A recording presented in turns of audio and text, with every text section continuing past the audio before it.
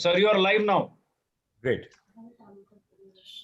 So it'll be a wonderful session. So we should be on very soon. Friends, very good evening to you and welcome very much to this great evening. You're going to have a great time today to listen to the subconscious mind. It's like an iceberg. Your brain is an iceberg. 10% is your conscious, 90% has been your subconscious. Even though we knew it, we never really experienced it. We have seen in our life how often a friend of yours you thought about and suddenly he gave you a call. Quite often you experience some strange experiences you thought you had dreamt the previous night, and that happened. You also seen that deep down your dream stage, there is somewhere no correlation between what you did in the morning and what you are dreaming at night. The subconscious is the one which is giving you so much of rest. It gives you recharge. The eureka moments of life come only from the subconscious. It's something where you will see that whatever that you experience during the day, your live streaming, your experiences, and all that, which submerges from the deep subconscious mind. If Einstein could use 3 to 5% of his extra mind and go become an Einstein, what is it that is stopping us to go ahead in life? It is this absolute unknown feature called your subconscious mind, which is creating trouble. If we could understand more, if we could dwell more deeper into your subconscious mind, it could help us tremendously to progress in our life and do things which were beyond the realms of normal reality. How often people have said that they are following a dream. Actually, that when you dream, you dream when you sleep, but when you actually dream of something, you don't sleep. So let's come to the basic thing, how we are going to be discussing about our subconscious mind and various ways by which things have been taken care of and what people have understood, what we are trying to decipher. There has been no real science that could explain. We named in different forms: telepathy, clairvoyance, paranormal phenomena, ESP. You can name whatever name you want to give. But there is a lot of correlation which we have not understood.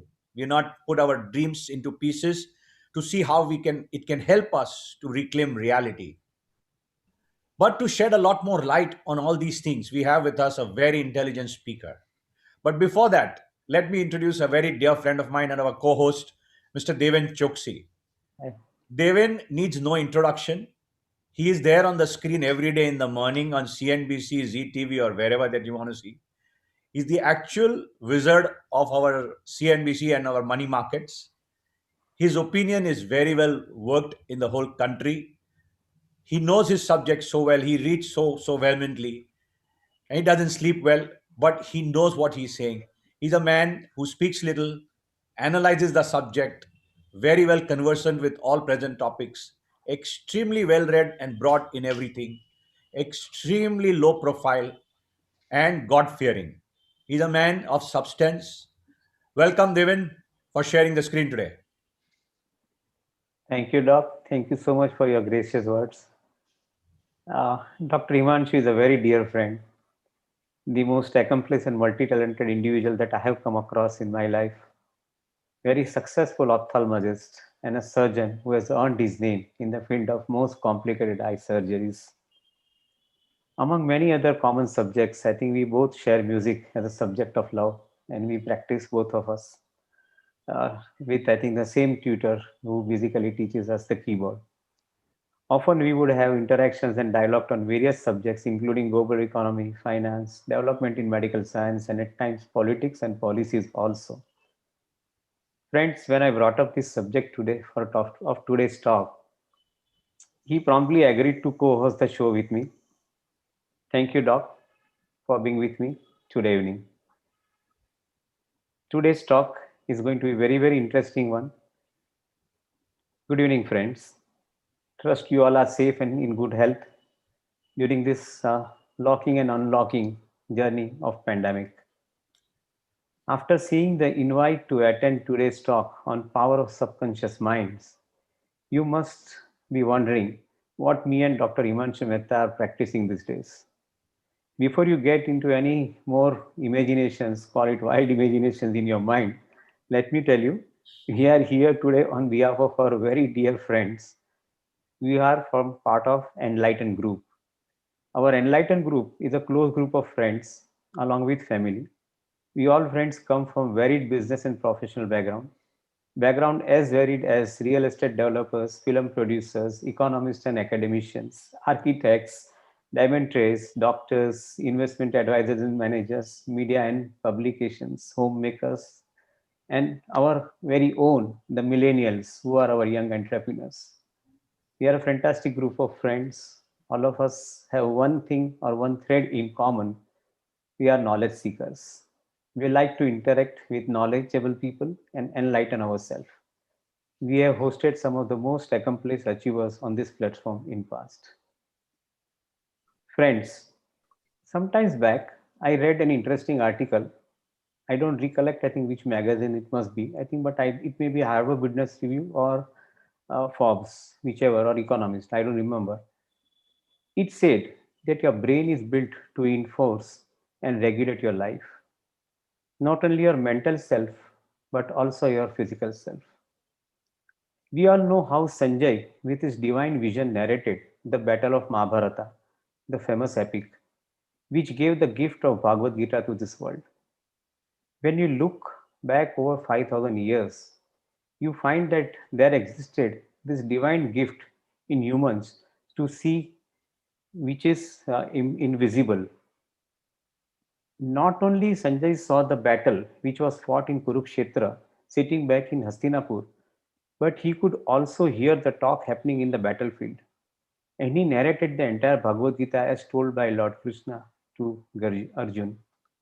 It is this divine ability to listen, he could reproduce the dialogue happening between two of them sitting somewhere far off in this universe.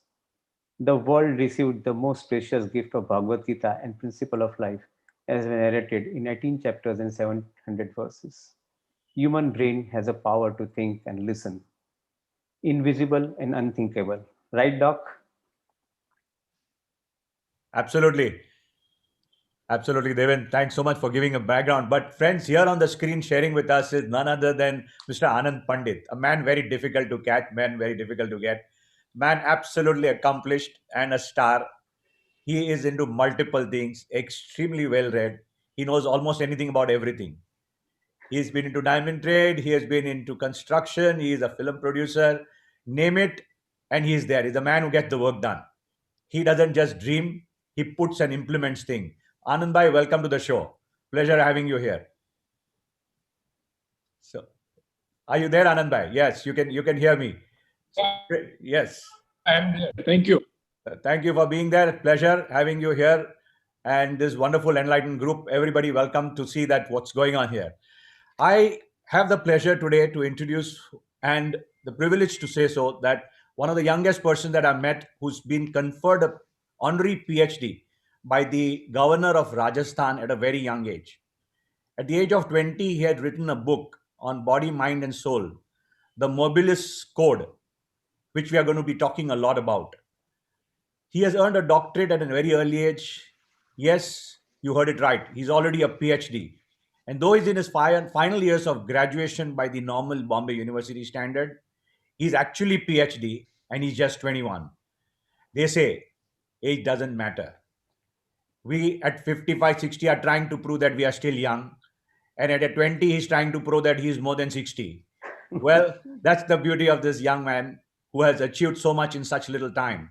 Yes. An absolute prodigy. He's used his various facets of brain, and we're going trying to figure out how is it that he has done that, what is it that one can do, and how can it help us grow and overall perform in this lifetime, have a great pathway in this life, and how we can communicate with God and with our subconscious. How about that? Do you agree with me, Devin, that it doesn't matter anymore? Hey, Doc. Yes, absolutely. Age is only a number. As you rise, age produces experience and wisdom. You know, friends, some people are born with exceptional talent. Today, we have with us a prodigy, a talented lad who is born with God gifted exceptional qualities of seeing invisible and listening unthinkable. Doc is a spiritual seeker since his early years of childhood, which made him connect with spirituality. So he's not just that, he's a practitioner of tarot card reading, crystal ball scrying, pendulum dowsing, psychometry, automatic writing, and he's blessed to be born a clairvoyant. We'll go into the details of what clairvoyance is about. A certified numerologist, a graphologist, and a face reader. I bet Devin he has read everything about you and me in the last 10 minutes that we've been speaking. That we may not even know about ourselves, but he knows more about you, me, than what we know about ourselves. He's, I, I would agree with you, Doc. I think, you know what, I think some of the other qualities this guy has, he is a Madhubani painter, an artist who is also practices Kalamkari and Warli art. He is a hairstylist and he is a district level gymnast. Can you make out from his body that he is a district level gymnast? But he is, because he has got such a fantastic power at the back of his mind that he can probably, I think, do the best of the gymnast. yeah, right. Any Olympic guy will tell you, everybody in the finalist of the world, Miss World or Miss Universe or whatever, will tell you only one thing in the Olympics also. There is hardly any difference between the number one, two, or three. The number one had the biggest asset to him was the power of his mind, which took him to number one. They were all the same. All the finalists who participated in Olympics were great, but it was the power of the mind. Well, Devin, I'm interested to see that he's also into aura reading, Dr. Madhusudan. He's into mind reading, telepathy, telekinesis, spirit communication, makaba healing, tantra, and astro. He helps people playing, searching for guidance by his psychic insight. And he's a national level equestrian. How do you like that? My God, I think you need to add some more to that. He is a co-host of Inner Voyage podcast with Mike Bryan, an Olympic gold medalist who is a number one doubles tennis champ. He is a columnist in a few news magazines, writing on social, economic, and political news of national and international interest and importance.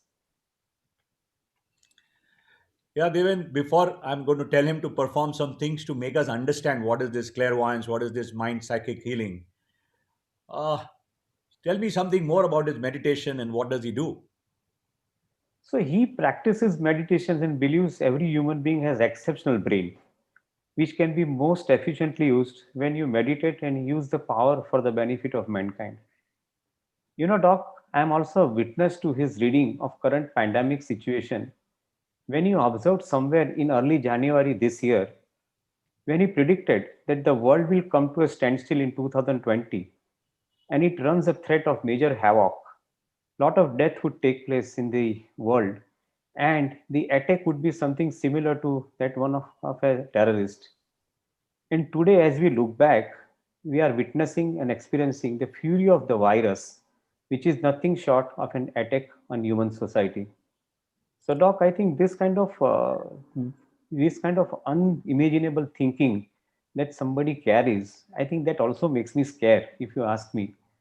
However, I think what lies ahead before us, I think only he would be telling. Would you not be interested in knowing it, Doc? Absolutely. I welcome Dr. Madhusudan Malani for taking time off and being with us this evening. Thank you so much. Madhusudan, welcome to the group and welcome to a big group who is waiting to hear a few words as to how you started your journey in life. How did it become so natural to you? And how did you get into the book? Over to you, Madhusudan. Okay, so namaste everyone. It's my pleasure as well to be a part of all of you all. Um Primarily, I was listening to all the beautiful introduction that you gave, and it is really very touching. But I would like to add on that when we say namaste, it basically means not I. I mean that is not me, because does our identity really end at the edge of our skin, or there is something beyond that?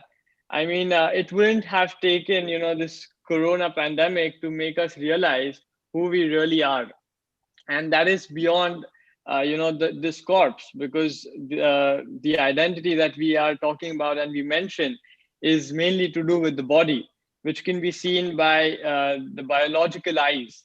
But if we really want to realize the true self, we need the real eyes that lies within us, and that is the gateway to the subconscious mind, or the soul, or the path of the spirit, which is indeed called spirituality.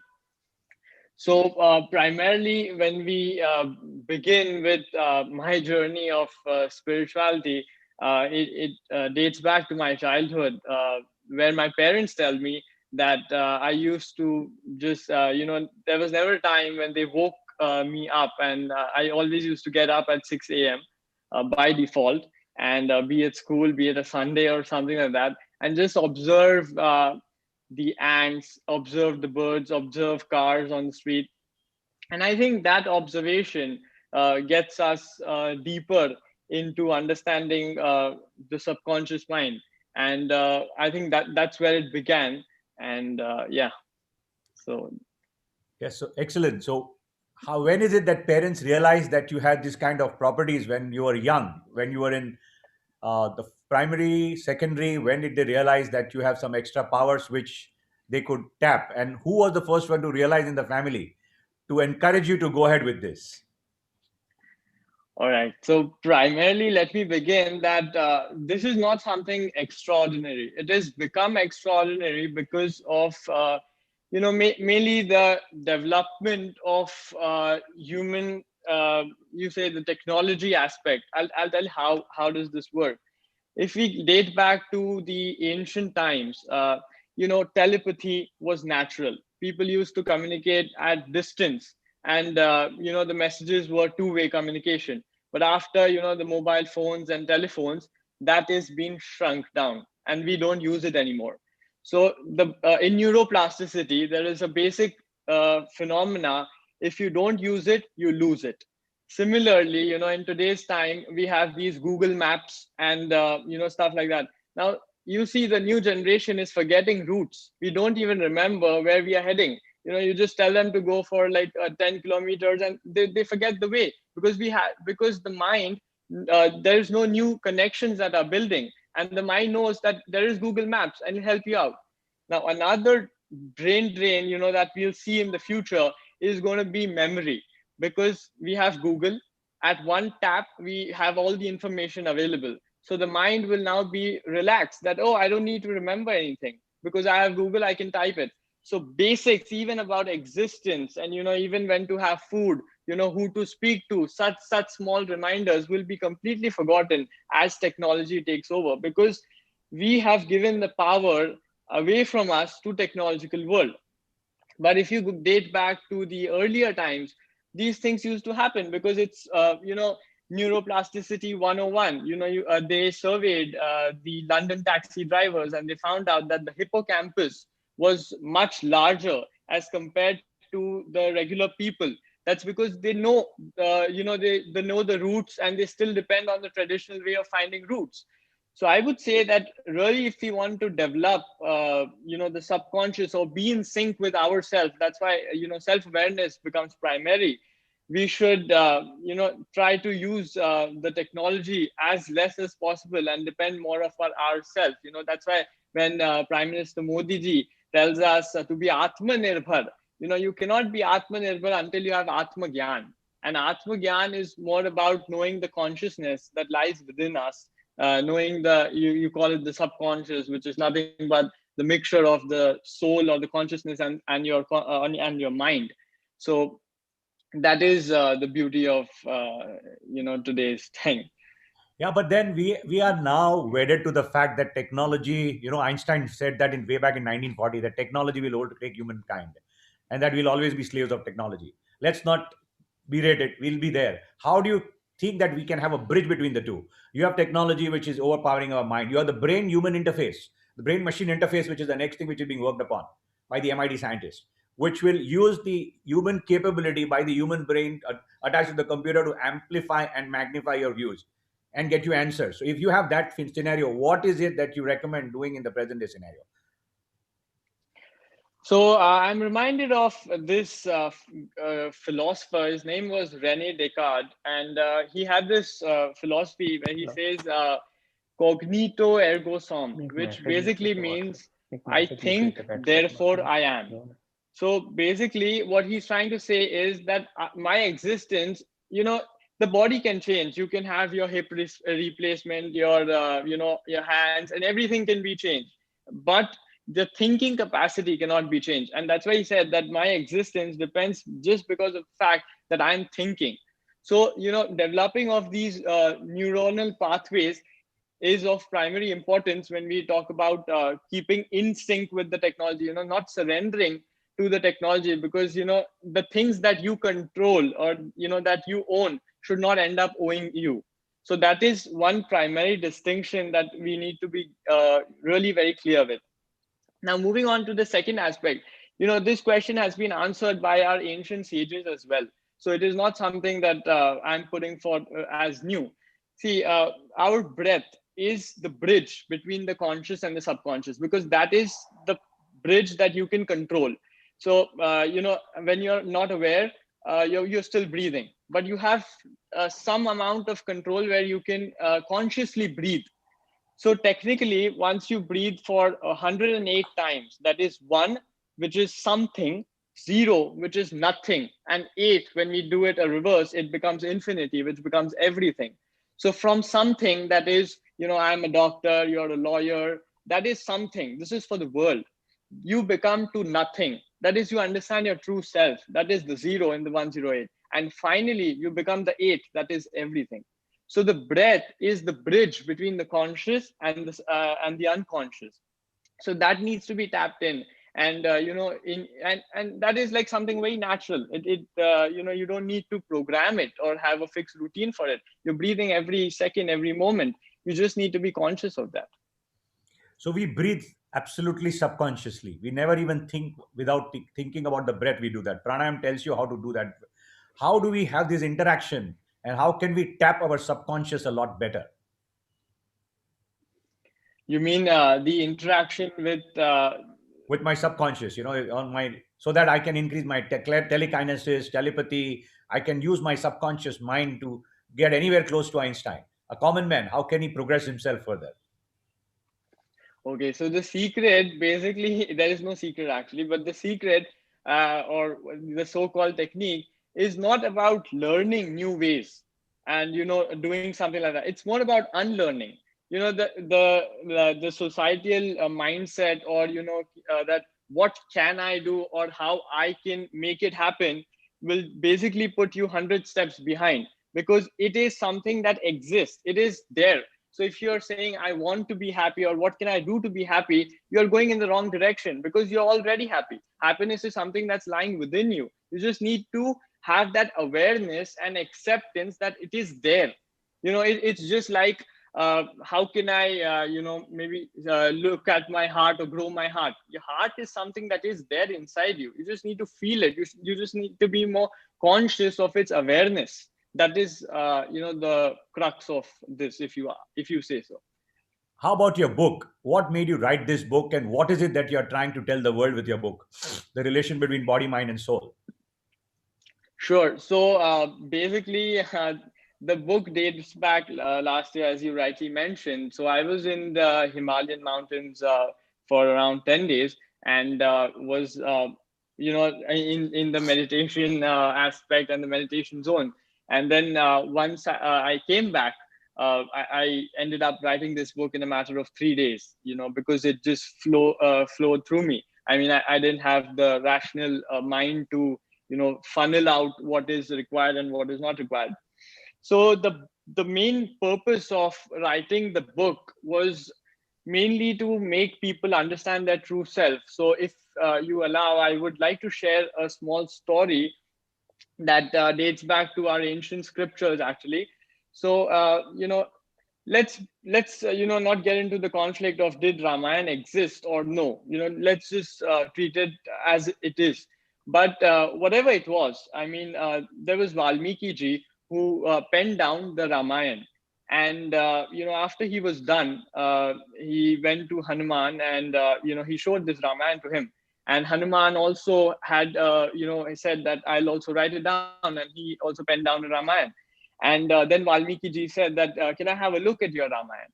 And he saw, and after reading Hanuman's Ramayana, Valmiki was distressed, because he said that no one's going to read Valmiki Ramayana after they have read Hanuman's Ramayana, because that is so accurate and so beautiful. So those days they used to write on those leaves, So Hanumanji quickly took away all the leaves and ate it. And Valmiki said, "What a great sin have you committed that you have written such a beautiful thing and you ate it up like it's gone?" So Hanuman gave a very nice explanation. He said that Valmiki ji wrote a Ramayan to have a name that, this is Valmiki Ramayan. Hanuman wrote a Ramayan to express himself, to express his love for Ram. So that is the beauty, because when I say, when we try to impress, it's more of the ego eye, that is, the outer eye. And when we try to express ourselves, it is more of the true self, and which is what the story or these mythologies are trying to teach us. That is, ultimately the gateway to the true self. And, my small attempt with the book was in that direction. So you covered up a lot of things. Who am I? Why do I pray? When should I meditate? Why should I meditate? What is the gateway to heaven? What is corporate karma that you were trying to mention? All right. So everyone's aware of the concept of karma, and they say that. So basically, what I realize in due process is that mainly our failures or our incapacities are put on, tagged on, say, karma. That it didn't happen because it was meant to be this way. And karma is one thing that affects. It's the rational judgment that we give ourselves all the time. So then I realized that just to have a more of a, on the corporate aspect, that there are so many people involved in a company, and you have created an identity that doesn't really exist. So all of them have gotten together, the consciousness of each individual becomes a collective consciousness and gives rise to an identity, which is a third person. So how does that karma work? That was my initial thought when I sat into my meditation. And then I realized, I've even mentioned that in my book, I was reminded of Steve Jobs. So when you all might be aware that Steve Jobs had come to India, and he was into the meditation and more about understanding himself. So, and he leaves the success of the company Apple to that. So what made Apple really successful? So if you realize deeply, Steve Jobs creatively used the five senses in the so-called Apple. So when we look at the first product, that was the Apple Pod, uh, it was iPod as we call it. It was basically for music. Now music is something that soothes the ear. Then you have the creative touch screen on that, which is basically the sense of feeling. Then you have you've covered your music. Then you have the beautiful looks of the stainless steel frame and stuff like that, which instantly attracts your eyes. So that is the vision that is clear. Now then he realized that how can I integrate the smell and the taste? So he named it Apple, which has the taste bud aspect of it. And the first iPhone, the AirPod, had a flower as the wallpaper, which induces the sense of smell. So once we integrate these five senses into our corporate, our karma of the corporate starts increasing to the benefit of the third entity. Because how do we create karma? We create karma through our five senses.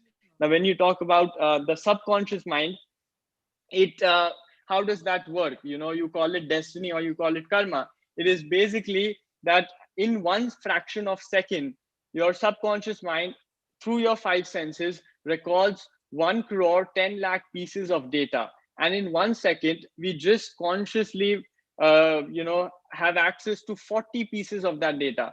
So the rest bit is stored as absolute, it's non-accessible, but it is there. So once you have a more understanding about using your five senses and more awareness about the five senses of that they are creating something that is a food for the subconscious mind, and you're more conscious of these activities, then your karma becomes favorable, your life becomes favorable, and all these various things that the subconscious mind is being programmed to do happens that way. Can't hear you actually. That was wonderful, Madhusudan. That was nice to hear that. Now everybody is eagerly awaiting, that famous thing where you can twist the spoon by your own power of meditation. Yeah. Is it possible for us? I just spent him a spoon by VFAST recently. That's my piece of spoon which is lying with him. Would you be able to get it off and show us and demonstrate? How do you do that? We'll ask Sure, how you do that later, but it's very, very important for us to understand that you can do that. sure. So, basically, this is nothing but stainless steel spoons, and you can see it in the picture as well. So, but before I begin with doing anything with this, I just want to point out a few things that there have been a lot of mentalists and a lot of the so-called people who try to bend the spoon, and which has created a lot of skepticism in the in across the people. So just to get that clear, so what they do, these guys do is they use a spoon that is made of gallium. So gallium is a metal that basically melts at 30 degrees Celsius, which is nothing but your body heat. So it will be a normal spoon, and then once you rub it on at this edge, gallium starts melting. This is chemistry 101. But in this case, I mean, if you rub it, you press it, you do anything, it is a solid steel spoon. So there is nothing of that aspect out it, and I'm not even going to do some magic trick or something like that to so that it bends on its own. It is pretty much the channeling of energy that comes through our subconscious mind, which directs the spoon or the so-called matter to mold. Because when we get into the theory of entanglement, it is basically that all creation that we see around us, be it the human body, be it the metal, or be it animals, they all came from stardust. You call it atom as per science, or you call it Adam as per religion or philosophy. It is the same thing. All came from the same matter. We have this spoon is inside me and I'm inside the spoon. We are made of the same thing. It is only that oneness that we need to understand about. So with that said, I'll first demonstrate and then we'll get deeper into the topic of this.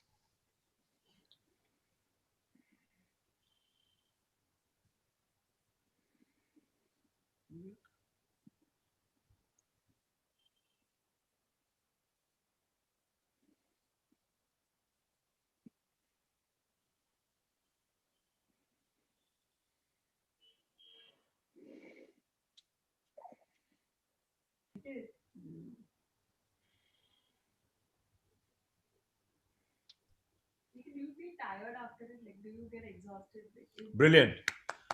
So this is basically like if it was gallium or something of that sort of a material, it would have just popped off. But this is more to do with your stainless steel. So I mean that's how this principle works. And you are saying In that this is, even for any common man to do this, it's not impossible for somebody to do it. There is no great power that you have. Is that what you're trying to tell everyone? So basically, a lot depends on the belief factor. So our brain is basically programmed. So let's understand how beliefs are made first in order to get deeper into this topic. So why do we create beliefs in the first place?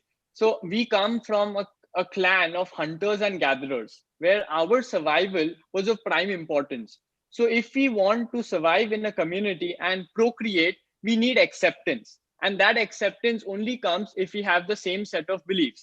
So if everyone says that the say maybe the sun doesn't exist, you have to believe that, because that tricks your mind to thinking that you need to procreate, you need to get into this clan, so you have to have this belief.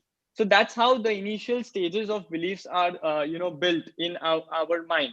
And then what happens is that they become so strong that the brain will try to put in more of facts to justify that this is the right belief. And it's called cognitive dissonance. So if there is some other belief that is contrary to you, you will negate it.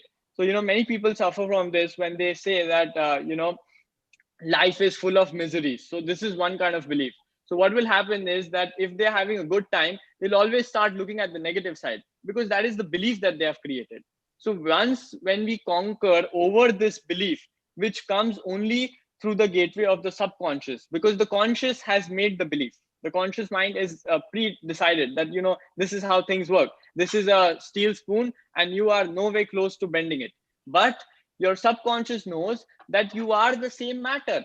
This spoon is as much as Madhusudan as anything else. And the same say jiva or as our philosophy, ancient mythologies told us, kan kan me pran.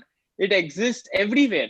So it's only about the awareness of and the understanding of that phenomena that can liberate us, and then you can call it enlightenment, or you can call it nirvana, or something like that.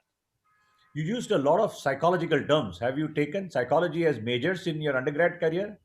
Very interesting. You have these powers, but to even name them properly so well. You've been reading all these books from a long time. So, in today's day and age, I don't think, degrees or something really matters, because the information is available everywhere. But if you ask me specifically, then when it comes to the scriptural aspect of many of these things, when it comes to stories or understanding, these have come to me on their own. Just as like how I wrote the book in 3 days, there were many Sanskrit terms. Like, I haven't studied Sanskrit at all, but the book has a lot of Sanskrit terms that came up on their own. But how it's not that it comes to me, it comes to each one of us. But what we do is we put the logical mind there and try to filter it, that no, this word, how can it come to us? This doesn't exist. We don't even try to find it in the dictionary, we just leave it. But what if that word does exist? And once you have that filter out of you, universe flows through you. That is called universal knowledge. That is called say consciousness, or that is called, what do you say, atma jnana, or any of those fancy words that people use. So that was So, about it. so you mean to say you didn't know Sanskrit, you've not studied Sanskrit, but suddenly when you came from Himalayas, there is an overpowering fear and understanding in your life which makes you write and script down a book in 3 days. So do you give it an extra energy from somewhere else, or is it an enlightening of your own self? Is there a third power that you're talking about? Okay, so to explain that phenomena, let me first have a small demonstration in front of you all. Everyone understands this. What does this mean? Maybe call it best of luck, up, whatever. This means down, correct? This would mean, say, no, or so. We are familiar, so I don't need to explain this. If I just do something like that, it instantly clicks in the mind that I'm trying to say something. So our ancient ancestors, as I call them, they use such symbols to explain core concepts that remain as Sanatan Satya. That means eternal truth, that which cannot be eradicated with language, because language is something which changes after every 2 or 3 generations. For example, in today's time, there is very few people who speak pure Hindi. Most of the Hindi that we speak is mixture of English and Hindi. So there is no pure Hindi that is available. Similarly, the Sanskrit language was a language at one era, which is now completely diminished. So it is like, there are new Sanskrit terms, but the original ones are very restricted to very small people, and, very few people really understand that. So if our ancestors depended on literary work, they would never be able to transfer the immense knowledge that they have in their lifetime to the future generations. So they use basic symbols like Brahma for the mind, Vishnu for the body, Shiva for the soul. Now, how did I get that? Through mere observation. There was nothing that is, like, even if we are just a bit aware of, why we do certain things, then we can have this understanding deeper. Now, since we have gotten into this topic, let's talk about more of the puja aspect, if you may allow. And so, it'll give a better understanding of that. Please go ahead. Yes, we'd love to hear that. The puja and the devotion and whatever the arti, whatever that we do. What is it, the Yeah. ritual, whatever ritual that we are trained to do? Sure. So basically, we have in any philosophy, there is these 3 types of yoga: the karma yoga, the bhakti yoga, or the jnana yoga. So the puja or the arti that we generally perform is, let's begin with the temple aspect. Then we'll go deeper into this. So primarily, when we enter into any temple, you see the deity of the god. Have you ever realized that the eyes of the god are bigger than, it's very disproportional. It's like maybe like, bigger than your lips, which is not is so found in the human aspect. So that is basically an indication of darshan. We also call it darshan. It's not something new, but darshan of what? Darshan means observation, observation of ourself, observation of our surrounding. Then as you go deeper into the temple, you have mirrors across. So these mirrors are an understanding of darpan. That means reflection. That is, reflect what you have observed. Then you are told to sit down for some time and pray to God, which is nothing but your dhyan. So your dhyan is your meditation. So after observation, reflection, and dhyan, the 3D formula, you understand the subconscious mind, you understand your true self, and we develop in that aspect.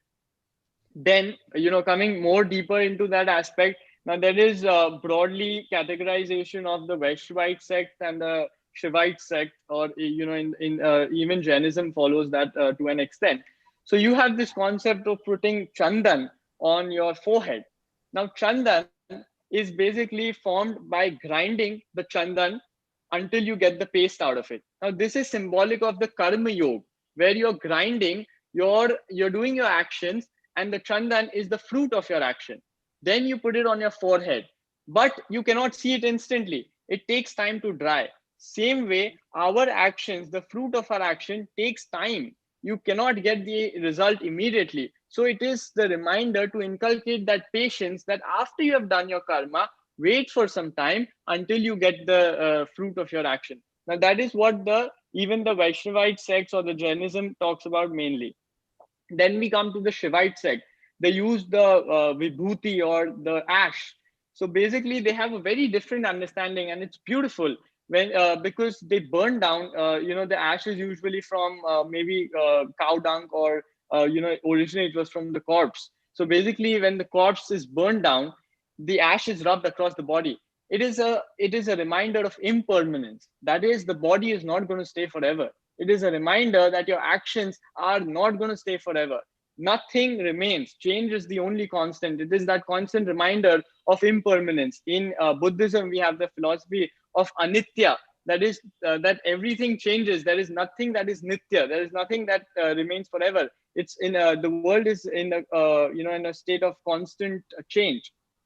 So that was beautiful reminder what the Shivite sect, and many people even follow that, was perceived by them. That's why they don't even wear clothes at times, because they realize that the body is not permanent. It's going to change. Similarly, many people use your cuckoo and stuff like the red thing, which is basically usually found in the Shakti sect.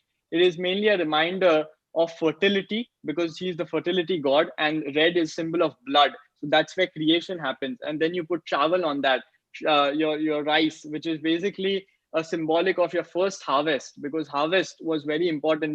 We are from an agriculture driven economy. Still 60% of India still is dependent on agriculture, and this was the reminder of that philosophy.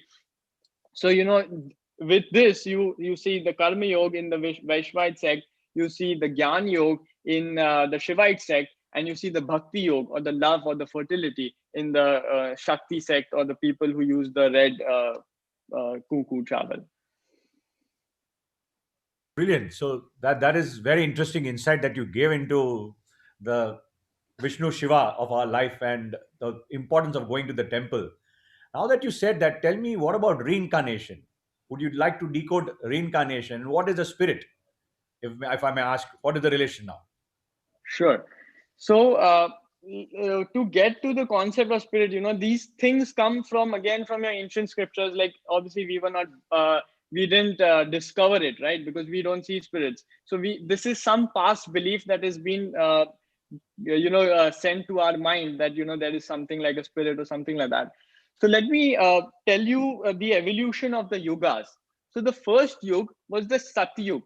In that yug, according to your timeline, in that yug, the good and the evil were to be in two different worlds. You had the Dev Lok and the Asur Lok. Then you translated, then you moved to your Treta Yug, when the good and the bad came in the same world. You had Ram and you had Ravan in the same world. Then we went to the Dwapar Yug, where the good and the bad was in the same family. You had the Kauravas and the Pandavas. Then we come to the Kali Yuga, where the good and the bad exist within us. It is more of the hell and the heaven, the yin and the yang, that is purely within us. So as we move through the yugas, we need new scriptures that we need to understand. So now the concept of hell, heaven, the spirit coming, going, this has changed in this yuga, where that spirit is ourself. It is the consciousness that lies within us. That is the spirit that is for this yuga. Because for it is not that that the concepts change, but it is more of how people are well in sync with understanding. We have entered an age of science and technology where we have reached, say, Mars, and we are, the Voyager mission is across the universe. It is captured the Milky Way as well, and never did we find heaven and hell and spirit suffering there or something like that, because that heaven and hell exists in us. The root chakra or the Mooladhara is basically your hell, because that is the fiery hot lava which leads to impatience, which is all about fight or fright and the aggression. And as you move upwards, you have the Sahasrara or the crown chakra, which is about peace, tranquility, and the more of the inner peace. So the spirit or the consciousness lies between these two worlds, and that is the real spirit that we are talking about. Then when we talk about the so-called what happens then after we die, and such questions might be obviously what is next. So I have mentioned all this in my book as well. It is basically there's a simple philosophy of it's a theory rather about which so Albert Einstein, when he explains that law of conservation of energy, where energy can neither be created nor destroyed, it only changes forms. So you move from one body to another. That is the most logical explanation that can be given out. At the same time, there's a theory of relativity, wherein at the quanta field, time doesn't exist. Time only exists in this three-dimensional reality. So what is 1 minute for us is something else at that realm. So the presence of spirit is basically the presence of consciousness, the presence of your thoughts that you're leaving in this planet, because your mind is nothing but like treat it as a radio. It can catch on frequencies, it can catch on waves that are moving. Now in this room there are so many music that is being played, but I cannot hear them. But immediately when I put the radio and I adjust the frequency, I can hear all the music. Similarly, all this information, all the so-called whatever we have done, we store it in this call it the Indra's net, as many philosophies have talked about, and it remains on this planet because our words create vibration which stays here forever. And once we tap into this, and that's what is the purpose of automatic writing as well, you tap into the higher consciousness and you start begin to write what the message has been said. Oh, brilliant. Very well said. Now, tell me something, Madhusudan. What about numerology? How can that affect my life? Or Vastu? What is it that you would like to talk about? Bill Gates or Steve Jobs never looked at Vastu. They never looked at numerology. They never looked at words and number of letters that they had. But they are what they are. Or an Elon Musk has not done that. Your specialization, you love talking on this. We would like to have your views on that. Sure. So when we talk about numerology, it's primarily about your words create vibrations. So each letter has a certain vibration behind that. For example, like if we talk about you, like you, Himanshu. So just to tell your name, so Himanshu, basically, what does it mean? What thoughts does it get into the subconscious? It gets the thoughts of Himalaya being an ansh. You are a ansh of Himalaya. Now, Himalaya is the most courageous and the most stiff mountain of all times. So you are that kind of person who might be very courageous and stiff, having a strong opinion about something, and it's like a mountain. So that is the quality that you have inherited just because of that name. So that is the primary philosophy when you talk about numerology. It's just that it has been categorized into various fancy things these days, and people misuse it also. But it is mainly based on what your words are creating vibrations and how they will impact the personality, and how will that personality create a personal reality that is the future or the so-called things. So that was one aspect of numerology. Then when we come to Vastu Shastra, it is basically it is not something new. It is pretty much mentioned in the Vishwakarma Prakash, the person who began with the Vastu Shastra. It is based on the philosophy of gravity, your North Pole and your South Pole. Basically, your brain is nothing but a connection. You have iron in the body, and that gets attracted to the poles of the Earth and various other things. So, according to that, the walls, the windows, the position of your sleeping, and all these things. Have and significant impact on ourselves. Now, when we so that was about Vastu Shastra.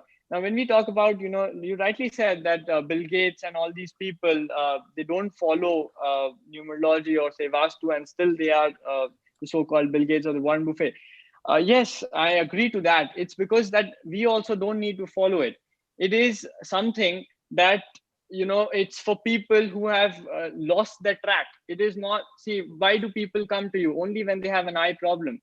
They don't come to you, just let, my eyes are all right, but doctor, you do some surgery, please.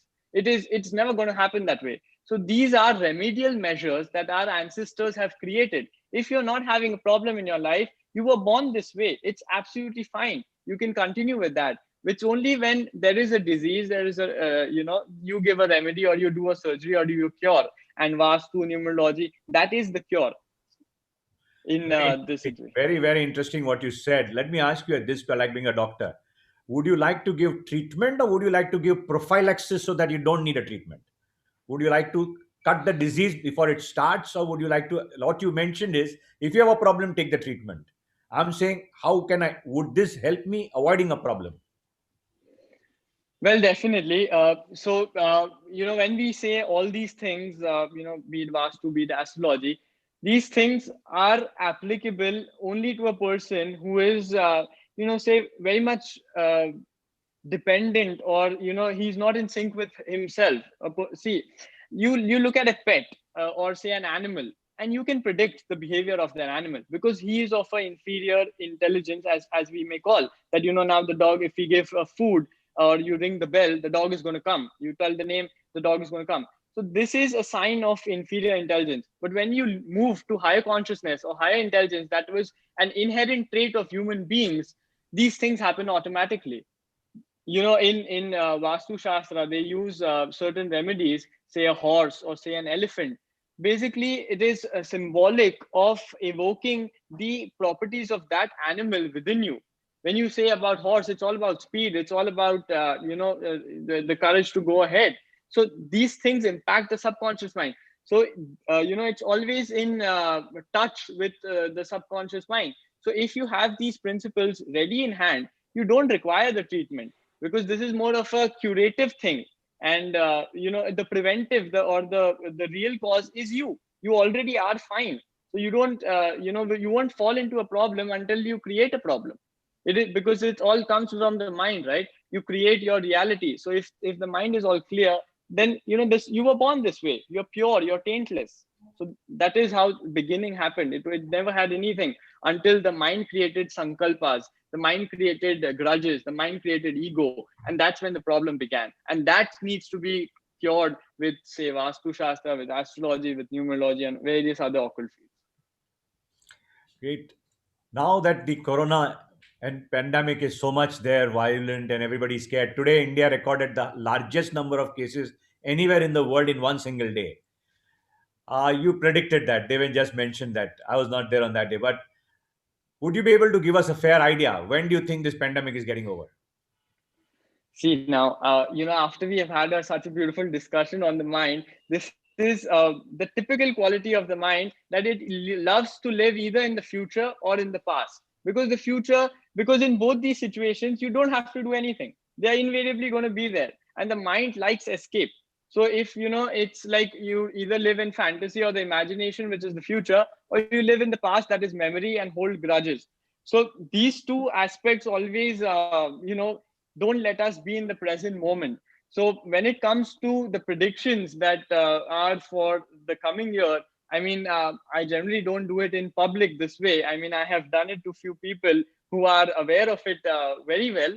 And that's just because it is my way of expressing. But once I give it out to public in such a mass perspective, the mind will instantly say, this is how we have to work. And, it will forget the present moment. And this is so beautiful, because in this moment, we have connected to ourselves more than anything else. It took us this pandemic to realize who we are.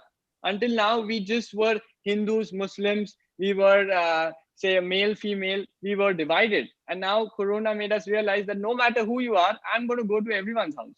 So it is that beauty that we realize after the pandemic. And, let's just be in this boat for a long period, whatever it is meant to happen, because it's a big Fantastic. karmic clearance. So it's a fantastic experience for everybody to explore their own self, which you would have never got a pause button in your lifetime. Couldn't agree more with you. But the way you're smiling looks like the end is appearing to be quite close. That is all that I can infer from your body language, the smile of yours. That's wonderful. You mentioned something called Vishnu's 10 forms and Brahma's stories of understanding mind and brain, and Shiva's form of life force energy. Would you like to expand something on that? Sure. So when we talk about, let's talk about like Brahma or the mind. So, in Brahma stories, I mentioned that in my book as well, that there are certain references. You have the four heads, so which is basically your brain is divided into four parts.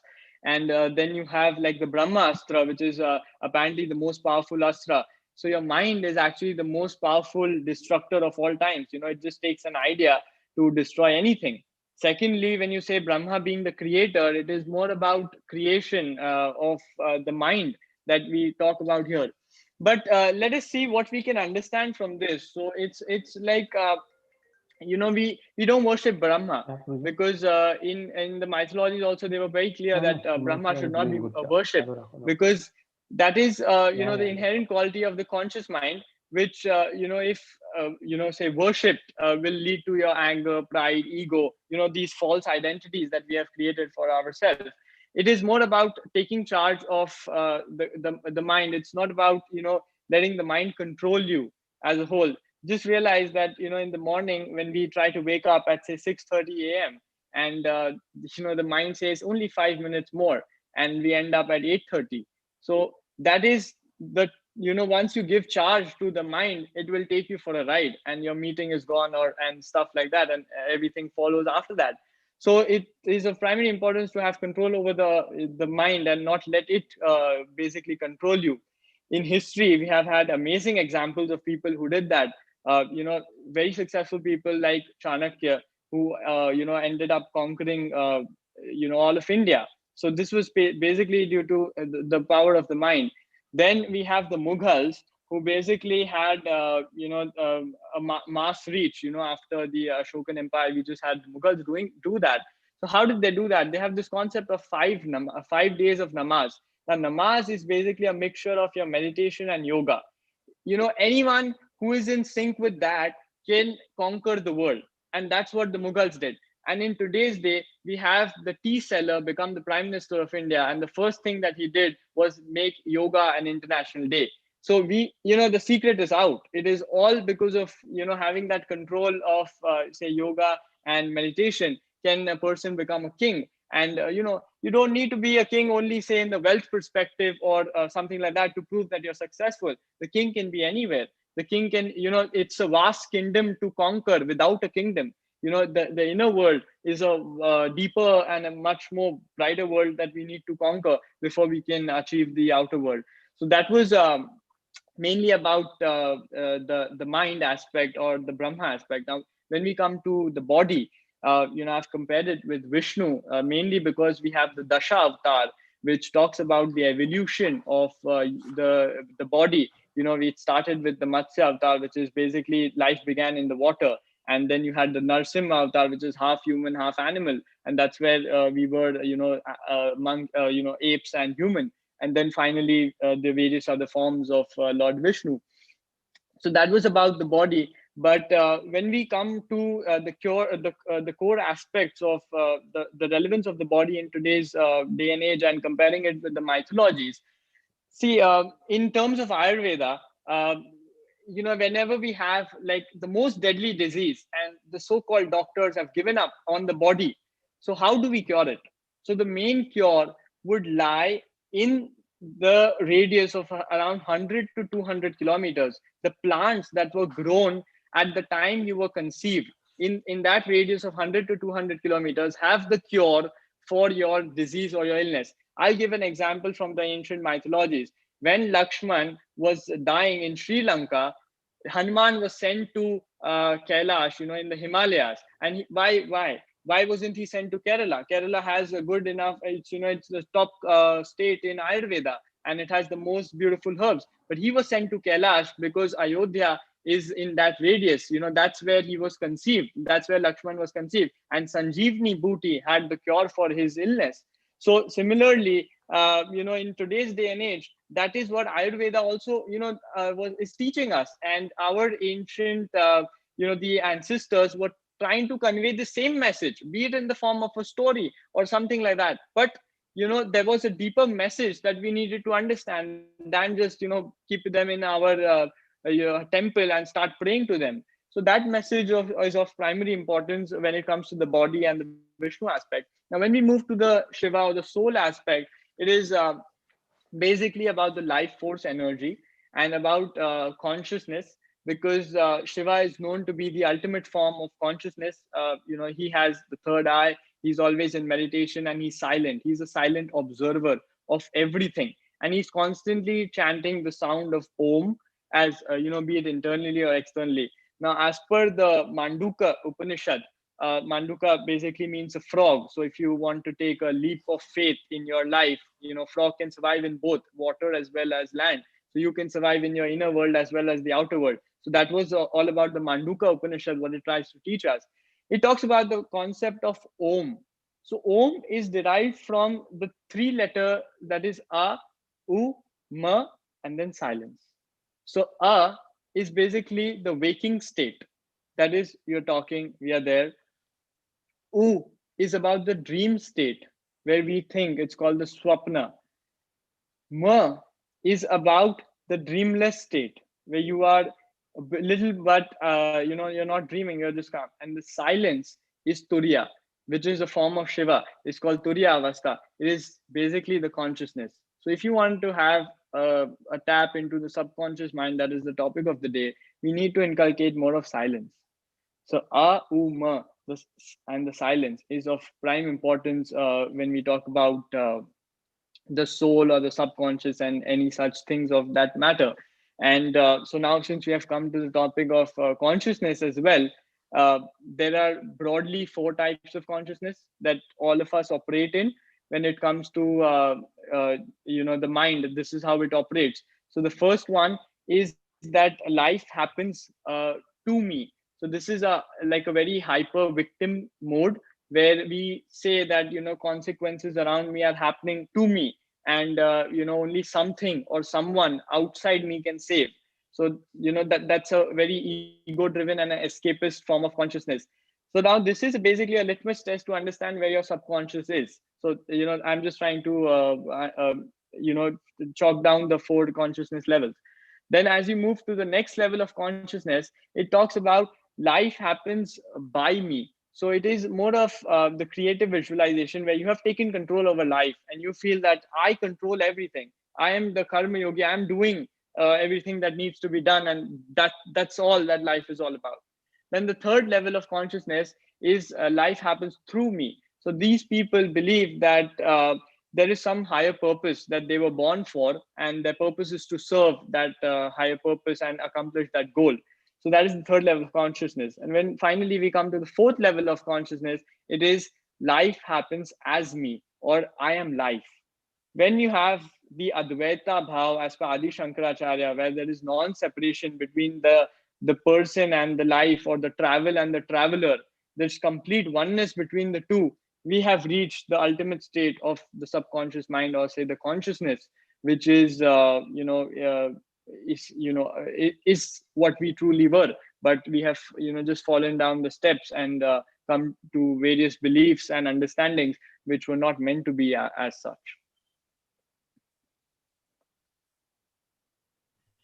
We just expand a little more on the Kurukshetra and the Krishna avatar, the Virat Swarup that you like talking about. That's a wonderful explanation that we would like to hear about. Sure.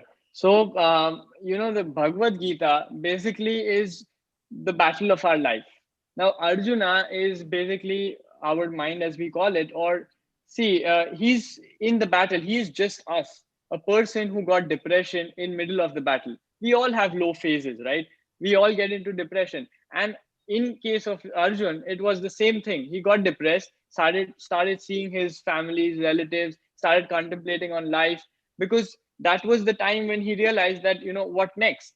And that is the time Krishna told him that, about the whole Gita, and he made him tell him that, you need divya drishti. That is what exactly I mentioned in the beginning as well, that we need the real eyes to realize our true self. So the Krishna gave him the divya drishti, or the real eyes, that could made him understand the Virat Swarup. Now, the Virat Swarup is basically a form of consciousness illuminating and telling the mind that this is what I have acquired. This is the knowledge that I have learned from the mere observation, or say the lifetimes that I have been through. And this gyan is what you must take at this very juncture of your life.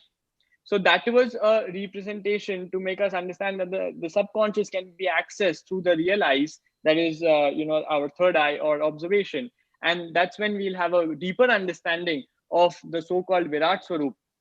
But let's not forget, when after the Gita was completed in chapter 10, I think verse 42, Krishna has specifically mentioned that, Arjuna, what is the need for all this knowledge? Why what are you going to do with all this knowledge? You're in the middle of the battlefield, and you're acquiring so much knowledge, which if you don't put to use will go down to the drain. We stuff our mind with so much excessive knowledge that is of practically, if we are not applying it, it is next to it not existing at all.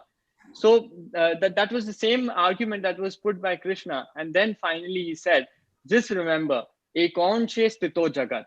That is, that just understand that the one fragment that is me is present in every being. It is present everywhere. That is the concept of Advaita, or the philosophy that all is one. We are one. The spoon experiment that we saw prior to this was understanding of that oneness, of interconnectedness, and removing ourselves from that ego driven I and the identity that I'm a doctor, I'm a lawyer, and etc. Brilliant, fantastic. What I would like to ask you, what about tarot cards? It's a very interesting reading of the science that is there. Never understood that cards could give my destiny. So, okay, the tarot cards basically are a deck of say 78 cards, and when we put in the combination, it gives out a trillion possibilities of outcomes. So these 78 cards are nothing but the 78 emotions that we face in our lifetime, and what emotion comes where is decided with our subconscious, or the so-called shuffling, because the universe operates on the frequency of randomness. There is shuffling that is happening in the universe as well. The thoughts that are coming to you are coming at random. Today you were thinking about the time, now after say a moment you'll think about something else. So there's a lot of randomness that is going inside. Tarot cards project that randomness on the outside. They shuffle the emotions that are there, and once when you start picking up the card, that is the conscious choice that will be made by your mind to what emotion comes next, what emotion comes next. And by reading those emotions, we can understand how life is going to be. And so that's why I say that whenever I do a tarot reading, I tell them that this is not inscribed in stone. This is how your mind is operating currently. Now learn from it and work towards it, so that you can alter your destiny accordingly if you don't like it. And, just be in the same frequency if it's all good. Brilliant. So that is something interesting. What you're saying, that these are guidelines given by you, by which I should change my train of thoughts or my frequency of thoughts, which would give me the results the way I anticipate them to come out. Is that what I understand a little bit out there? Yes, definitely. Now I'll ask you something very important in your personal life. You have a sibling, Yeah, I have an elder brother. and is he anywhere close to this, or he's just the regular that we are? So, if I call myself or the family, we are blessed to be born with a divine spoon. It's not more of a silver or gold spoon, but a divine spoon, because we are being blessed by our Guru Dev, who has guided us, at every juncture. And I feel that a guru plays a very important role in guiding our life and our philosophy. So definitely, he's also had an impact of that aspect in his life as well. So when we come to the guru aspect, let's maybe talk about that as well. So people might think that I don't have a guru now. What can I do about it? So it is mainly in even in the Bhagavad Gita, Krishna has mentioned that Krishnam Vande Jagat Guru. That means Krishna is the guru of all gurus. What is Krishna? Krishna is nothing but your consciousness, your subconscious mind. So let that guide you. Listen to that subconscious. That becomes your guru. Your own self becomes your guru. That's what even Adi Shankaracharya was asked when he was on his trip to Himalayas, that who is your guru? Because usually at those times only people having gurus were allowed to meditate on Himalayan mountains. And Adi Shankaracharya said, I am Aham Brahmasmi. I am my own guru, or I am my own God. And that's when that was a new age of realization, a new age of understanding that we ourselves can also be our guru and we can be God ourselves. Brilliant. That is great. Atma Samarpan. Basically, you are trying to give that you are not a stranger in the mirror. You are yourself in the mirror. Just try and identify yourself. In your personal life, would you like to describe one or two paranormal activities that you suddenly realize which would not have been possible? Something that you would like to share to the crowd?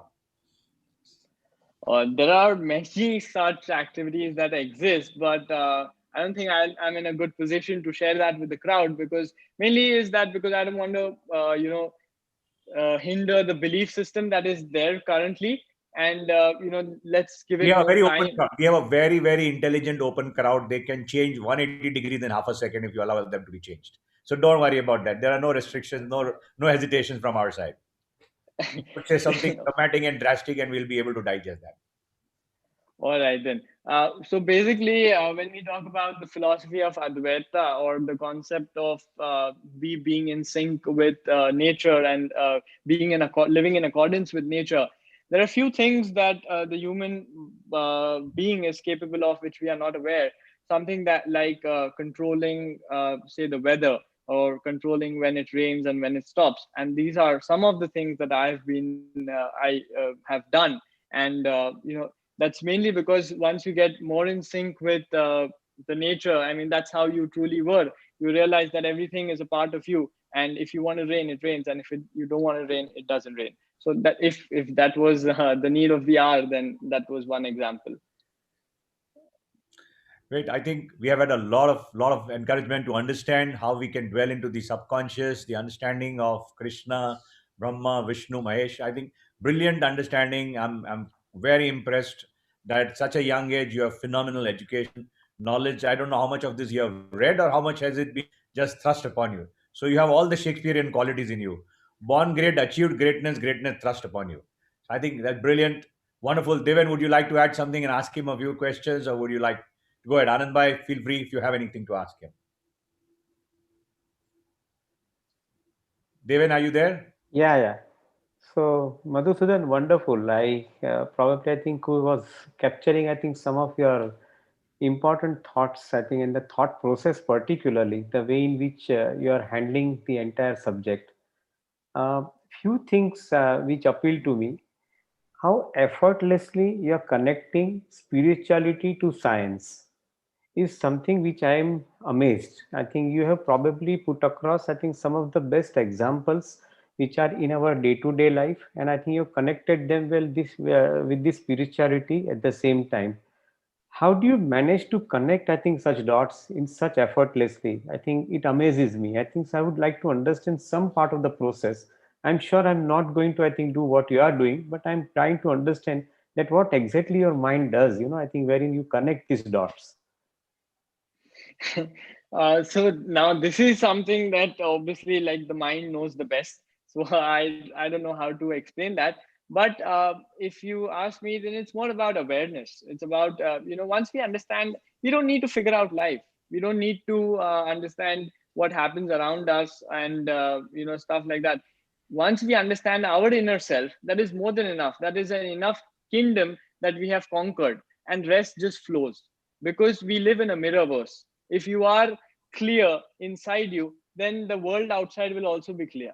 It is that direct correlation that happens. So I think, if I've never been asked such a question, but if I had to put it under logical explanation, then that could be it, possibly. All right, thank you. Anand bhai, go ahead, please. No, I don't have any question. So the talk was so self-illuminating that we don't have many questions left behind. But Devin, all good things have to come to an end in life for the time being, because before we start chapter 20 with Madhusudan, it's an absolute pleasure to have him here. Over to you, Devin. Thank you, Doc. What a wonderful session. And I think the questions that Doc kept on, I think, asking, and the way in which Madhusudan answered those questions, I was spellbound, actually. I think the way in which I think the flow was on. And tell me, I think one thing, should we stop at this point, or ye dil mange more? But well done, Madhusudan. I think thank you for accepting our invitation. You came up very spontaneously. And I think you told me one thing which I cannot forget before we started this particular conversation at one point of time.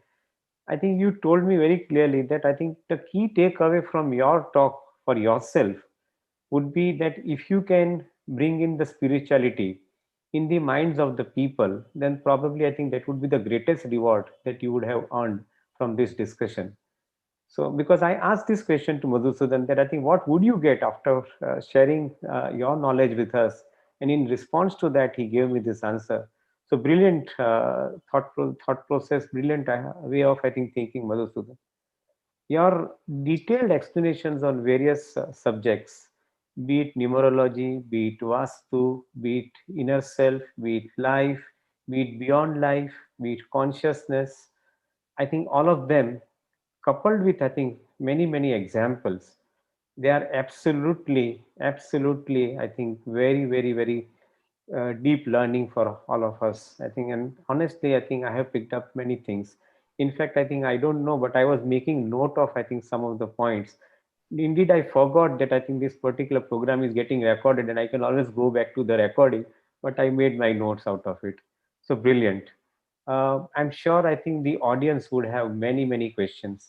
And had it been a physical presence of yours with the audience, I'm sure I think the event wouldn't have ended at quarter to 10, which is right now. I would think that I think event would have lasted for another 2 hours. But nonetheless, as Doc rightly said, that every good thing has to have an end at some point of time, which is what it is right now. So brilliant session. I think you have spent, I think, more than an hour and 15 minutes with us today. And I think we have thoroughly enjoyed. Thank you so much. Thank you, Doc, so much. And all of us are enriched today. We are really thankful to you. And God bless you. I close the session with namaste to you. Thank you, Thank you so much. Madhusudan. Thank you so much. Thank you for being with us. Wonderful. We are absolutely impressed by your flawless understanding of the subject and taking every question head on and giving them a wonderful explanation. Absolute clarity of thought. It was brilliant. Thanks very much for your time. And I will request Anand by that next time the auditorium opens up at NM College, NMIMS, we will have a 3-hour session with Madhusudan. How about that, Anand bhai? Sure, absolutely. Great. Wonderful. And most important, I must thank our participants who have made this the technical team possible. Navneet Kumar, can you please come on screen? You've been hiding behind the back. And Ashok, who has been a very dear friend, Navneet, please, we would like to have you, and I appreciate your help that you went through this flawlessly. You saw that it comes well right behind the back, and you were there all throughout. Thanks very much for all that you've done for Sure, us. sir. Thank Ashok also and your family. Thanks very much. Thanks a lot. Thank you very much, sir. Thank you. Thank you. Thank you. Namaste and good night. Bye for now, everyone, and bye, Madhusudan. Thank you, Bye. sir. Thank you.